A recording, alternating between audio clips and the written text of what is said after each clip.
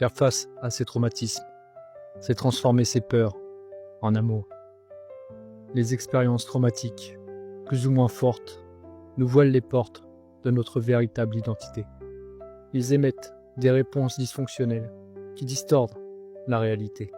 Elles deviennent alors des schémas inconscients, des réactions automatiques qui nous éloignent de notre véritable nature.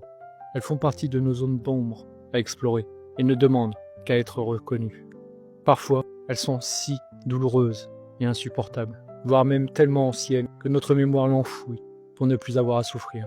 Mais pourtant, elles sont toujours là, vivantes et criantes en nous, engendrant des mécanismes de protection de cet ego erroné et de la destruction du soi. S'installent alors de grandes interrogations, incompréhension face aux événements, des tendances malsaines, des illusions, une fuite en avant de tout ce qui pourrait nous les rappeler. Explorer ces douleurs anciennes, ces traumatismes, est un parcours initiatique spirituel long et fastidieux, et tellement libérateur. Prendre conscience de l'origine de la mal-être pour ne plus en être l'esclave. Trouver les bonnes oreilles, les bonnes ressources, les bons mots pour explorer la souffrance de nos passés, de nos vécus.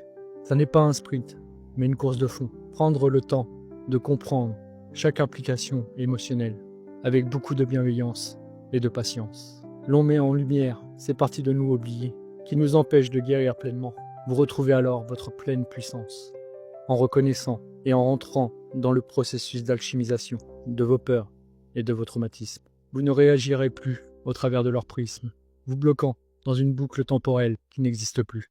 Vous pourrez vivre alors l'instant présent sans bouler de votre passé.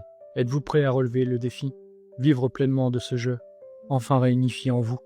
Je suis sûr que oui, et je vous envoie tout mon amour d'encouragement. Bon cheminement à tous, je nous aime.